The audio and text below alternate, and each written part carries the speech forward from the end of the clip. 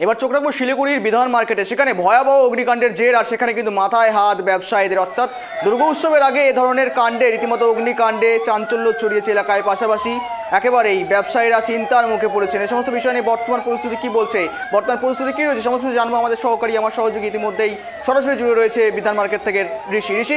এই মুহূর্তে দাঁড়িয়ে বর্তমান পরিস্থিতি কি লক্ষ্য করতে পারছো? মূলত একেই তো আসন্ন দুর্গা উৎসব, আর তার মুখে এরকম লসের মুখে, অর্থাৎ ক্ষতির সম্মুখীন হতে হলো ব্যবসায়ীদের। সাত সকালে ভয়াবহ অগ্নিকাণ্ডের জের, তোমার কাছে বর্তমান আপডেট কি?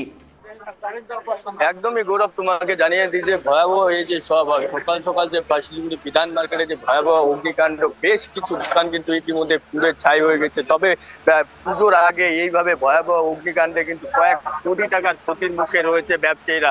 তবে সেই চিত্র দেখানোর চেষ্টা করবো যে এই যে এখানেই কিন্তু এখন এই দোকানগুলি কিন্তু পুড়ে ছাই হয়ে যায়। অন্যদিকে জানিয়ে দিই যেখান থেকে এই অগ্নিকাণ্ডের ঘটনা ঘটেছিল সেটাও দেখানোর চেষ্টা করবো যে যেখান থেকে ঘটেছিল, যে দশকর্ম ভান্ডারের দোকান রয়েছে সেখান থেকে কিন্তু এই অগ্নিকাণ্ডের ঘটনা ঘটে। তুমি দেখতেই পাচ্ছ যে হারে দোকানগুলি পুড়ে ছাই হয়ে গেছে। তবে পুজোর আগে যে এত বড় ক্ষতির মুখে পড়বে ব্যবসায়ীরা তা কিন্তু বলা বাহুল্য। তারা কিন্তু দাবি করছে, বহুবার কিন্তু প্রশাসনের কাছে দাবি করেছিলেন যে এই বিধান মার্কেটকে কিন্তু ভালো করে তৈরি করে দেওয়া হোক, এবং পাশাপাশি যে ব্যবসায়ীরা দাবি করছেন যে এই বিধান মার্কেটে তাদের যে জমি সেগুলো কাগজপত্র দেওয়া, ওকে নিয়ে কিন্তু এসডিটি এর সাথে তুমি দেখতেই পাচ্ছ যে আরে পুড়ে গিয়েছে দোকানগুলি। তাতে কিন্তু একেবারে দর্শকদের জন্য দেখাচ্ছি, দেখুন আপনাদের অবস্থা দেখাচ্ছি যে একেবারে বাস্তব চিত্র তো ধরছি যে অগ্নিকাণ্ডের ভয়াবহর পর একেবারেই পুরে ধ্বংসস্তূপ পড়ে রয়েছে, এবং সেখানে অগ্নিকাণ্ডের পর একেবারেই ধ্বংসস্তূপ পড়েছে সেই এলাকায়।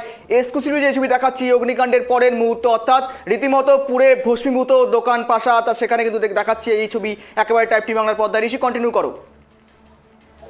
তারপরে দেখতে পাচ্ছ প্রচুর দোকান কিন্তু ইতিমধ্যে আর্মিরা নেমেছে, আর্মিরাও কিন্তু এই আগুন নেভানোর কাজে এসেছে, পাশাপাশি বিএসএফ রাও কিন্তু এসেছে। তবে জানিয়ে দিই এখানে কিন্তু 20 থেকে 25টি দোকান পুরোপুরি কিন্তু ভস্মীভূত হয়ে গিয়েছে। তবে সেই দোকানে ইতিমধ্যেও কিন্তু এখানে যারা রয়েছে তারাও কিন্তু অনেকটা ক্ষতির মুখে পড়েছেন, এবং পাশাপাশি কিন্তু প্রশাসনের শিলিগুড়ি বিধায়ক শঙ্কর ঘোষ সহ গৌতম দেব সকলে কিন্তু উপস্থিত রয়েছেন। তুমি দেখতেই পাচ্ছ যে দমকল আধিকারিকরাও কিন্তু অক্লান্ত পরিশ্রম করে কিন্তু এই আগুন কিন্তু অনেকটাই নিয়ন্ত্রণে আনতে পারা গিয়েছে। তবে 20 থেকে 25টি দোকানে কিন্তু ক্ষয়ক্ষতির মুখে রয়েছে ব্যবসায়ীরা। গৌরব, কিন্তু ঋষি, মূলত আনুমানিক কতগুলো দোকানে অগ্নিকাণ্ডের ঘটনা ঘটেছে? মূলত তুমি যেমন জানাচ্ছ অনেকগুলো দোকানে ঢুকেছে, কিন্তু এখনো পর্যন্ত কোটি টাকার ক্ষয়ক্ষতির অনুমান করা যাচ্ছে, কিন্তু এখনো পর্যন্ত কোনো হতাহতের খবর পাওয়া গিয়েছে? কোনো রকম হতাহতের খবর? দেখো গৌরব, তোমাকে জানিয়ে দিই যে 20 থেকে 25টি দোকানে অগ্নিকাণ্ডের ঘটনা ঘটে। তবে বেশ ব্যবসায়ীরা যেটা জানাচ্ছেন প্রায় 30 থেকে 35 কোটি টাকা কিন্তু ক্ষতি হয়েছে এই বিধান মার্কেট ব্যবসায়ীদের। তবে এখনো পর্যন্ত এই যে এত ভয়াবহ অগ্নিকাণ্ডের জের, সেক্ষেত্রে দাঁড়িয়ে মূলত কতগুলো ইঞ্জিনের প্রচেষ্টায় এখনো পর্যন্ত কি আগুন নিয়ন্ত্রণে আনা সম্ভব হয়েছে, নাকি এখনো পর্যন্ত পুরোদমে চালিয়ে যাওয়া হচ্ছে আগুন নিয়ন্ত্রণের কাজ?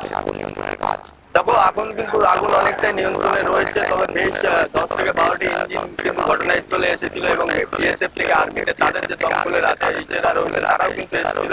তবে যুদ্ধকারী তৎপরতা কিন্তু দমকলে আধিকারিক কিন্তু তারা কিন্তু আগুন নিয়ন্ত্রণে এনেছে।